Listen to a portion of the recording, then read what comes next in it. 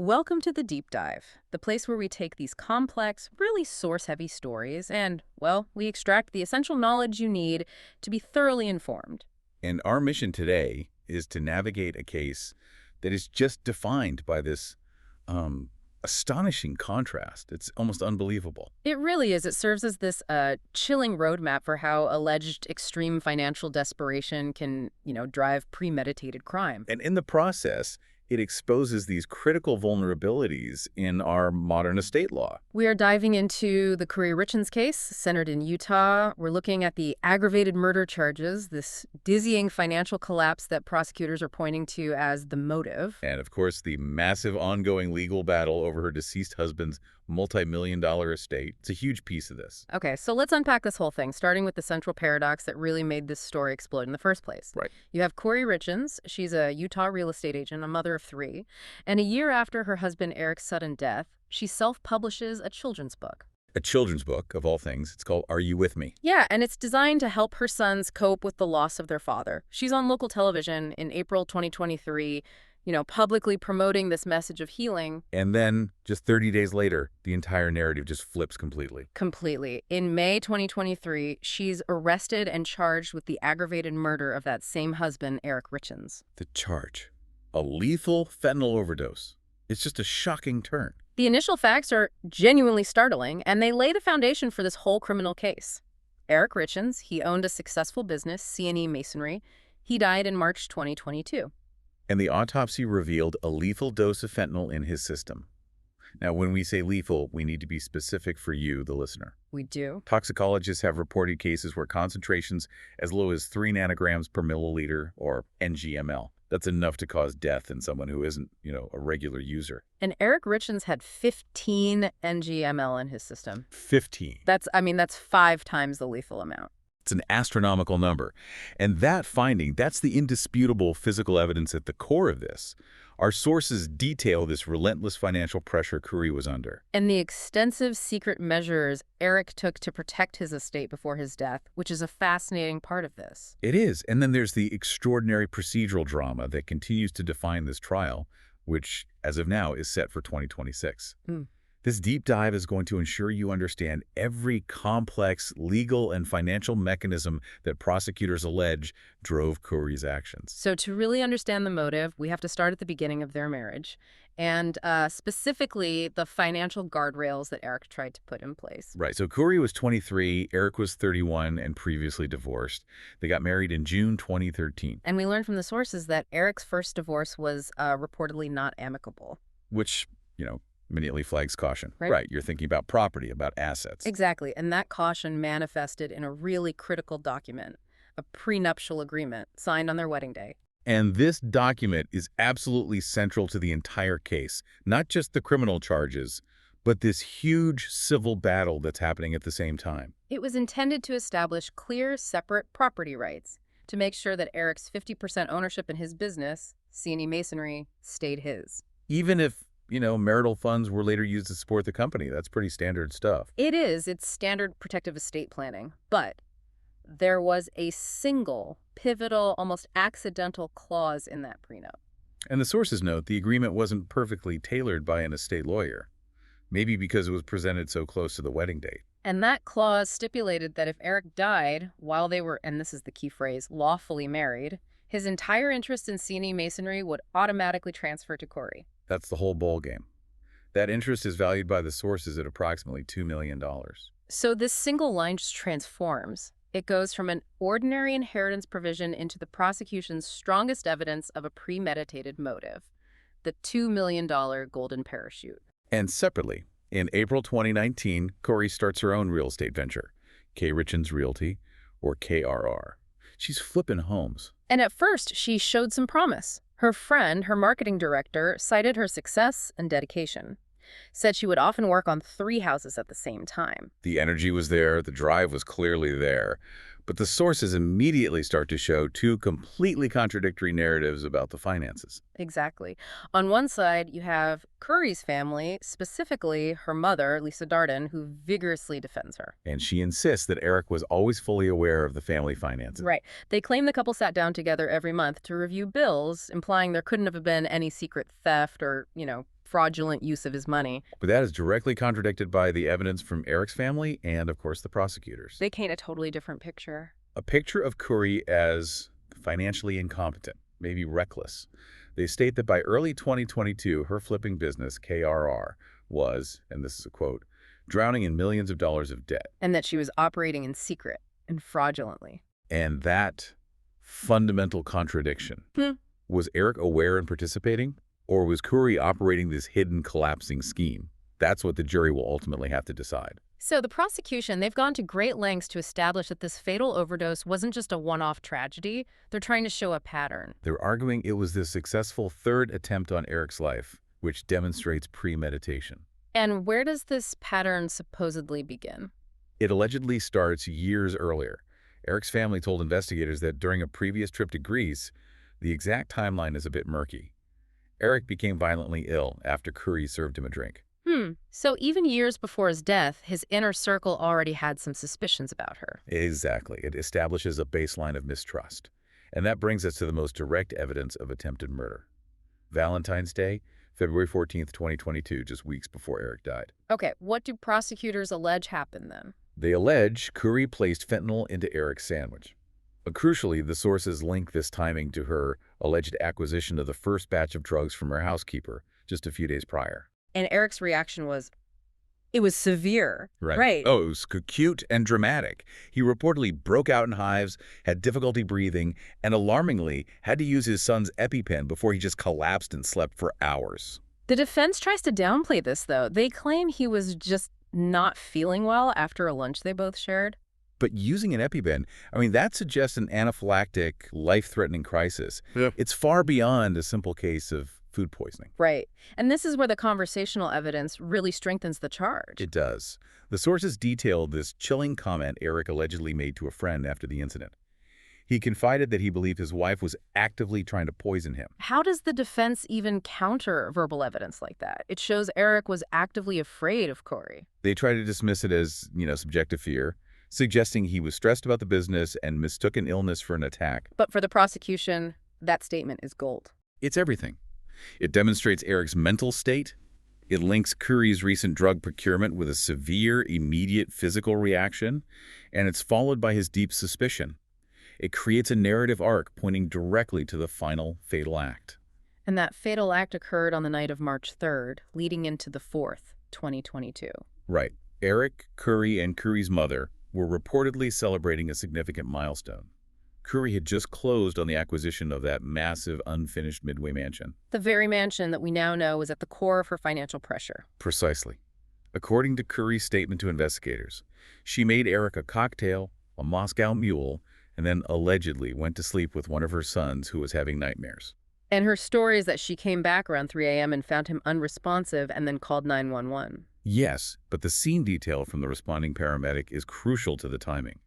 The paramedic noted upon arrival that Eric had been dead a while. So that confirms a time lapse. Significant one.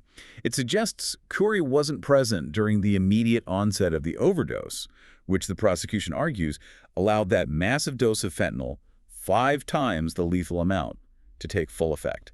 That's what elevates it to aggravated murder. The immediate aftermath of Eric's death is marked by this astonishing expediency and focus on financial transactions. That's really something. Sources note that Kouri allegedly finalized the closing deal on that massive unfinished mansion the very day after Eric was pronounced dead.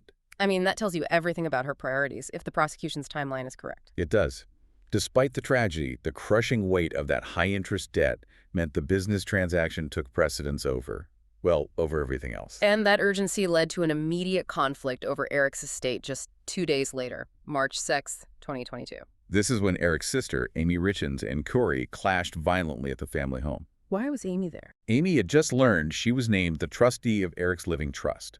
This secret mechanism that Eric had set up to cut Kouri out of managing the assets.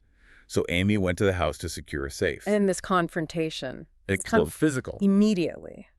Kouri allegedly became enraged when she was informed about the trust and the fact that she was locked out of the estate. And then what happened? She then allegedly punched Amy in the face and neck. Wow. Yeah.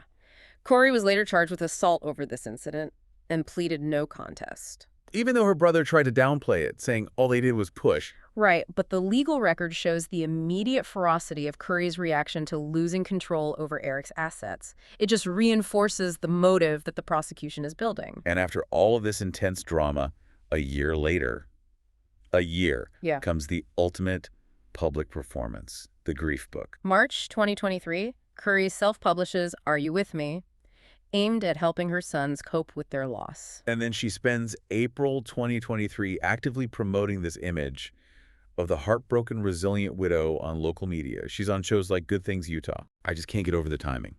She's promoting a book about helping her children cope with the loss of their father just 30 days before she's arrested for killing him. It's absolutely shocking. Did she genuinely believe she would get away with it, or was the book a strategic move, Yeah. to establish this narrative of innocence and public sympathy? We can't know for sure, but the book has since been pulled from Amazon, and the sources note she was already planning a sequel. A sequel? Yeah.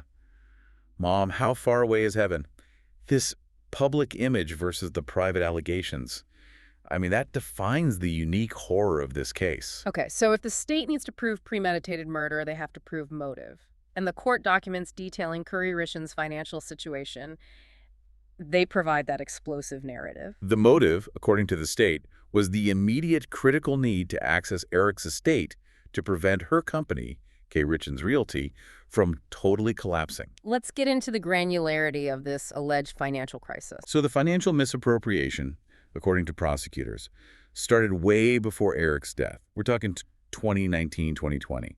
The claim is that Kouri began siphoning money from Eric's accounts to prop up her house-flipping business. And the first major violation they cite is the alleged use of a fraudulent power of attorney. Right. A power of attorney, a POA, it grants you legal authority over someone else's assets. The prosecution alleges Kouri used a fraudulent one to execute a $250,000 credit deed of trust. Which is basically a secondary mortgage? Exactly. On the family home, securing a home equity line of credit, or AELOC. And this is a crucial detail. A AELOC is supposed to be joint debt secured by the house. Forging a POA to do this means she was taking out a secret major loan against their biggest asset. Without the co-owner's knowledge or signature. She then allegedly withdrew the entire $250,000 to fund her business, KRR. The estate's separate civil lawsuit quantifies this even further. They claim Kouri stole another $200,000 directly from bank accounts and charged $30,000 on his credit cards by 2020. And she reportedly told Eric she would repay the funds, leading him to believe the debt was cleared. But the court documents show it absolutely was not. So this hidden debt spiral, it just gets worse. It accelerates exponentially in the 5 months leading up to March 2022. The numbers are just staggering. In that period, KRR generated a total revenue of only $170,000. Okay, $170K in revenue. But what about her debt payments? The monthly debt service, just the payments required to keep the loans current, exceeded $250,000. Wait, a month? Per month. So that's a negative cash flow situation that is completely unsustainable. She was losing $80,000 every single month just to service the debt. That's not even including operating expenses. Right. The charges indicate Kouri allegedly resorted to borrowing from over 25 different lenders during this period, just constantly shuffling high-interest money around in a desperate attempt to stay liquid. And this brings us to the crucial final push in the fall of 2021. In November, Kouri allegedly purchased 3 additional properties. And to do this, she used hard money loans. For you listening, hard money loans are typically ultra-short-term, asset-based financing. Flippers use them. But they come with cripplingly high interest rates. Crippling, sometimes exceeding 15 or 20%. This was a 5-alarm fire, financially speaking. So she added $1.1 million in extremely high-interest debt, even though the sources allege she was already defaulting or delinquent on her existing loans. She wasn't just drowning. She was paying a massive premium just to stay afloat for a few more weeks. And then comes the final immense gamble, the Midway Mansion. December 2021. Kouri contracts to buy this unfinished multi-million-dollar property, leveraging $2.9 million in more high-interest debt due in just 6 months. And prosecutors argue she had no ability to pay it, refinance it, or even renovate the property to flip it for a profit. Which highlights the true urgency of Eric's death. On the day he died, KRR owed hard money lenders at least $1.8 million. The day after his death, the day Kouri was closing on the mansion, that debt load jumped to nearly $5 million. The prosecution alleges she was on the precipice of total financial collapse. The only immediate route to survival was triggering that $2 million prenup clause and accessing his overall $5 million estate. What's so fascinating here is that Eric wasn't passive in all this. While Kouri was allegedly accelerating her debt, Eric was implementing these secret, extraordinary legal measures to protect himself. And his sons. He was really trying to shield them. Right. This action begins in November 2020. Prosecutors allege Eric discovered Kouri's misappropriation of funds, probably that HLOC fraud. And he immediately sought counsel from an estate planning lawyer, Crystal Bowman Carter, to establish the Kouri Richins Living Trust. A trust is more powerful than a simple will, right? Because it can dictate how assets are managed right away. And it circumvents the lengthy public probate process.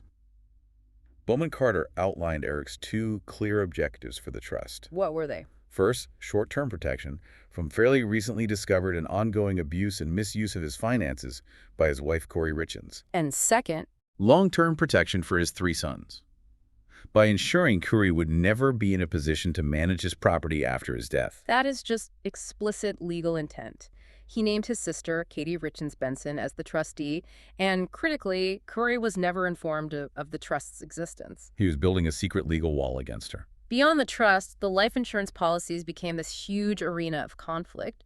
Kouri is alleged to have purchased 4 different policies between 2015 and 2017, totaling over $1.9 million. But the key moment of attempted fraud, according to the prosecution, happened months before he died, January 1st, 2022. What happened then? Prosecutors allege Kouri surreptitiously and without authorization changed the beneficiary for Eric's $2 million life insurance policy to herself. This is where the insurance fraud charges come from. But Eric found out. He did. He received a notification of the change. He discovered the attempt and immediately reversed it, changing the beneficiary back to his business partner. So this action proves that Eric was acutely aware and actively defending his estate from Kouri in the months right before his death. It does. It further supports the prosecution's motive narrative that she had to eliminate him before he could put even more legal obstacles in her way. Let's shift focus now to the specifics of the criminal charges. The prosecution's case relies so heavily on tying Kouri to that lethal fentanyl dose. And they're using witness testimony to establish procurement and digital forensics to establish intent. So the physical link to the drugs, it relies almost entirely on the testimony of CL, right, Kouri's housekeeper. Yes, who is also a convicted felon, which is a major point for the defense. Prosecutors allege Kouri asked CL to get her fentanyl. And she referred to it as some of the Michael Jackson stuff. An unbelievable detail. It's a reference to the drug responsible for his death. CL reportedly sold Kouri between 50 and 30 fentanyl pills for $900 in February 2022. Right before the alleged Valentine's Day poisoning attempt. Exactly. And the charges also reflect testimony that Kouri had allegedly asked her handyman for both fentanyl and propofol weeks before Eric's death. It suggests she was widely seeking illicit substances. The digital records reinforce this communication timeline, even though the messages themselves are missing. Right. Phone records show texts between Kouri and CL from January 2nd until shortly after Eric's death were systematically deleted from Kouri's phone. Which the prosecution interprets as intentional destruction of evidence. Of course.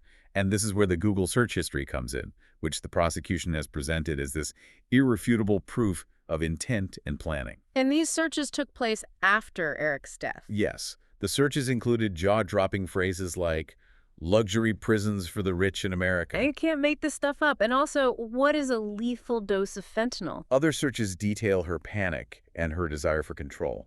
Can FBI find deleted messages? Will life insurance still pay if death certificate says pending? And how to permanently delete information from an iPhone remotely. She also searched for her own net worth and details about her husband's family's connections to the police. It suggests she was actively preparing for legal scrutiny. Searching for luxury prisons for the rich in America. I mean, the level of entitlement there is just stunning. Does that signal sophisticated planning or just utter panic? The defense says panic, but the prosecution uses the sheer variety of searches, lethal dose, deleting data, securing insurance money, escaping to a luxury prison, to establish this clear pattern of post-homicide concern over the financial and legal fallout. The defense has a clear counter-narrative, though, and they have to use it forcefully because the physical evidence of procurement is circumstantial. That's right. Defense attorney Sky Lazaro argued the Google searches were simply innocent questions Kouri had about the accusations after Eric's death. She was being questioned, so of course she would research the allegations. And they also point to a major evidentiary hole. A huge one. Law enforcement never found or seized any fentanyl, propofol, or any other illicit drugs from the Richins' home. So the defense argues the state's case relies entirely on circumstantial digital evidence and the testimony of potentially compromised witnesses. Like CL, the convicted felon. That's their main line of attack. The legal landscape of this case has been incredibly dynamic, with shifting charges and constant fights over witness credibility. The charges have evolved significantly. By October 2025, the Summit County Attorney's Office filed amended charges. Kouri still faces aggravated murder and attempted aggravated murder. But they dropped the drug distribution charges and some of the original mortgage fraud counts. And in their place, she now faces 2 counts of insurance fraud and 1 count of forgery. Why drop the drug distribution charges? Was that a tactical retreat because of the weak witness testimony? It was likely tactical. It signals the prosecution realized relying on the word of a convicted felon, CL, and their alleged supplier, Crozier, who recanted. It was just too risky for a direct drug charge. Especially when the murder charge itself encompasses the use of the drug. Exactly. So instead, they focused heavily on the financial crimes as the undeniable motive. And that focus intensified dramatically in June 2025. It did. Kouri was hit with 26 additional charges related to financial crimes, mortgage fraud, money laundering, forgery, issuing bad checks. A pattern of unlawful activity. It's a massive escalation of the white-collar component.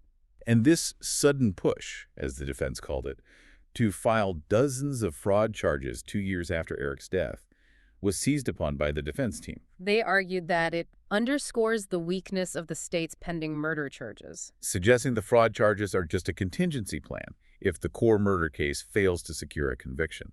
But legally, does filing those new fraud charges 2 years later actually weaken the core murder case? I would argue it powerfully reinforces the motive. While they might be difficult to prosecute on their own, they build this overwhelming narrative of a defendant who is utterly desperate and willing to engage in continuous illegal activity to secure funds. The sheer volume of fraud charges makes the murder look like the final logical step in a long pattern of illegal behavior. Precisely. And meanwhile, the foundation of that murder case faced a huge threat from a witness recantation. Right. This is Robert Crozier, the man who allegedly supplied the fentanyl to CL, the housekeeper. Yes. Crozier reportedly recanted his claim that he ever sold fentanyl to Lober, who is CL. This is massive because it breaks the alleged chain of custody linking the fentanyl in Eric's body back to Kouri. So the defense immediately argued that prosecutors had known about Crozier's recantation since April, but knowingly withheld this exculpatory evidence. Exculpatory evidence being anything that might prove the defendant's innocence, which prosecutors are legally bound to share. And the defense attorneys argued forcefully that if the state cannot link the fentanyl to Kouri, then the state has no case. They even described the recantation as throwing a grenade into the middle of it. the courtroom atmosphere is just so adversarial, filled with these dramatic counterclaims. Like when Kouri was accused of witness tampering. This was related to an unsent letter, the Walk the Dog letter, found in her jail cell. What was in the Walk the Dog letter? Well, the defense argued it was just innocent correspondence. But prosecutors claimed the letter contained instructions for Kouri's brother to lie or coordinate testimony. So it allegedly outlined specific steps for him to follow. Very detailed steps, including asking him to retrieve an object that was purportedly hidden in her family home. The prosecution believes this was the murder weapon or remaining drugs, and instructing him on what to say about the drug allegations. And even though it was unsent, it was used as evidence of flight risk and consciousness of guilt.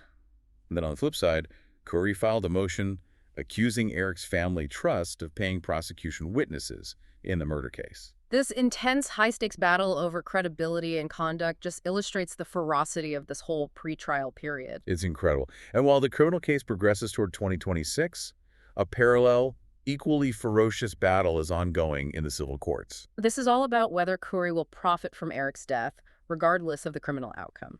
And Kouri was the one who initiated the civil litigation. She's relying on that critical $2 million clause in the 2013 prenup. She's arguing the prenup mandates she receive Eric's business interests because they were still lawfully married when he died. Her position is purely contractual. She is arguing that unless and until she is convicted, the contract stands. But the estate managed by Eric's sister Kouri Richins Benson, responded swiftly and aggressively. In June 2023, the estate filed a wrongful death lawsuit against Kouri, seeking over $13 million in damages. And that total includes damages for Eric's lost future earnings, emotional distress for his kids, and punitive damages. Right. And the key legal principle governing whether Kouri can claim that $2 million hinges entirely on the Utah Slayer statute. For you listening who don't follow estate law, the name is pretty descriptive. Utah Code, Section 752803. This statute is designed for exactly this heinous scenario. It prevents a convicted murderer, the slayer, from retaining a property interest in their victim's estate. It legally treats the murderer as if they had predeceased the victim. Which is the key. If Kouri is convicted, the statute dictates that she died before Eric, instantly nullifying her contractual claim under the prenup. So, if Kouri is convicted of aggravated murder, the prenup clause is voided by the Slayer statute, and she can't collect the $2 million. But if she is acquitted, the contractual language remains in effect, giving her a very strong claim to that money. It shows just how intertwined the civil and criminal outcomes are. And beyond the $13 million in damages, the estate made another powerful demand. They did. They're seeking all revenues generated from the sales of Kouri's children's book, Are You With Me? And an injunction to bar future sales. Arguing the book misuses Eric's name and likeness without the estate's consent. It's a direct attempt to ensure Kouri cannot profit in any way, shape, or form from the public notoriety surrounding this alleged crime. This high-profile civil conflict, where the alleged killer was suing the deceased husband's estate for millions, was so unprecedented in Utah that it prompted an immediate response from the state legislature. That's right. Rep. Brett Garner, a Democrat from Salt Lake City and a childhood friend of Kouri Richins, introduced Bill HB 569.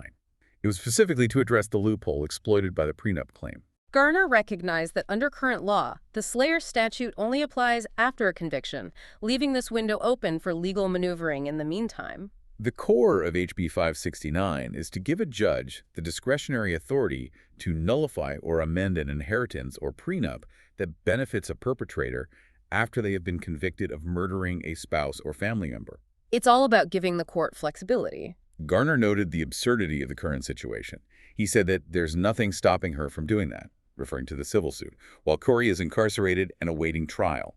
HB 569 closes that gap. So the implications are profound. If the bill passes and Kouri Richins is convicted in 2026, a judge would have the specific legal power to set aside the prenup payout she is suing for, ensuring she cannot profit off that act of violence, as the sponsor stated. This legislative reaction just crystallizes the unique legal challenge this case presents to Utah's estate and contract laws. This case has just been defined by these complex procedural disputes, especially regarding Kouri's incarceration status and the intense battle over where and how the jury will be selected. Kouri Richins was initially denied bail right after her arrest in June 2023. She has tried to get released multiple times November 2023, again in November 2024, but the judge has repeatedly cited the substantial evidence against her. And what specifically constitutes substantial evidence in the eyes of the judge in these pretrial hearings? Well, the evidence presented by the prosecution is designed to meet that high burden.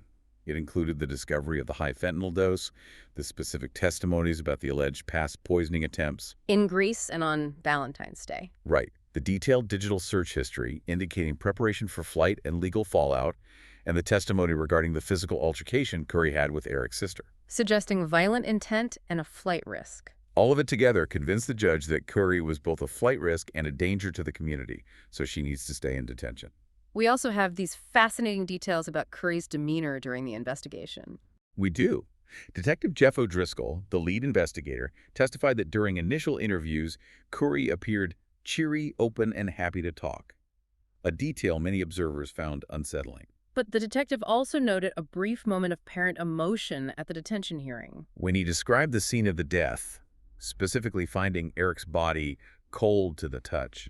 At that point, Kouri reportedly appeared to cry.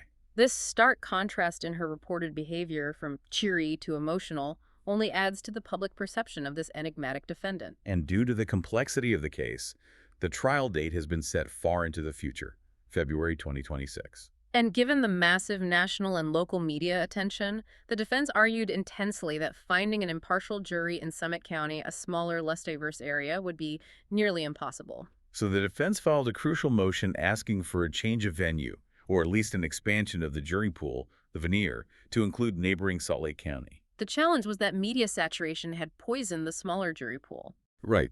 But 3rd District Judge Richard Mrazek denied the motion to move the trial. He acknowledged the media situation, stating the extensive coverage was an indictment of those media outlets and our current media culture. But he concluded it didn't meet the stringent legal standards required to move the proceedings. He found that enough potential jurors had either not heard of the specifics or hadn't yet formed a fixed opinion. He weighed the severity of the charges against other factors and decided to keep it in Summit County. And then the procedural drama escalated all the way to the Utah Supreme Court in early 2025. In an unusual move, both the prosecution and the defense jointly appealed several procedural decisions. Specifically, the denial of an expanded jury veneer and the request for in-person jury selection. So the Supreme Court essentially slapped down both sides. Why is Utah law so rigid on keeping the jury pool tied only to the county of the trial? The Supreme Court ruling meticulously detailed that Utah law, specifically the Jury and Witness Act, mandates that jurors must be selected from a single county, the one where the trial is held. So the court found that the legislative intent required this strict single-county approach. And they dismissed arguments that the media attention warranted creating a multi-county veneer.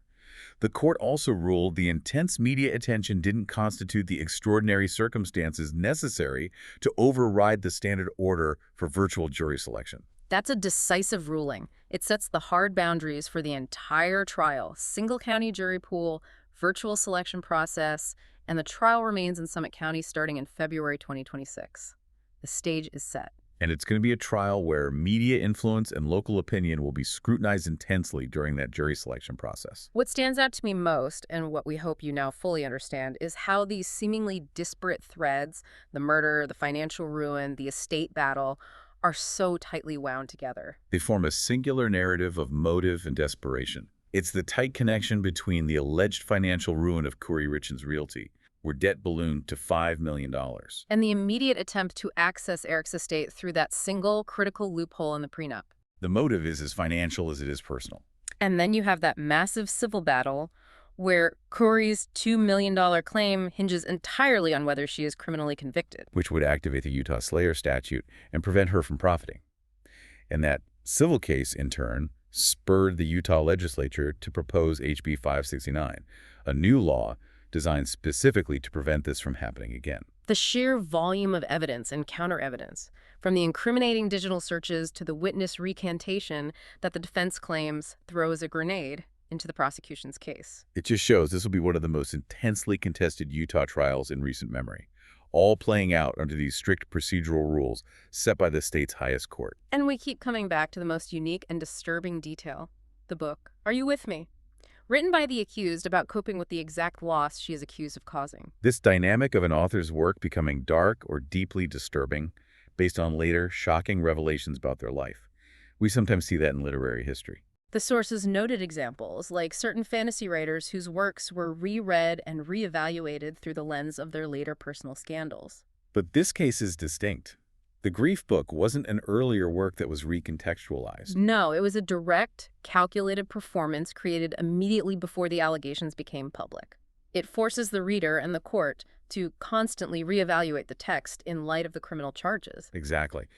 And we are left with a final provocative thought for you to consider. Does the text itself, written about the tragedy caused by the author's own alleged actions, function not just as an artifact of the defense's narrative, but as a chilling commentary on the nature of guilt, performance, and the ultimate desperate attempt to control the public narrative, even from a jail cell? That unique intersection of true crime and public performance is something the eventual jury will have to struggle with. Thank you for joining us on this deep dive.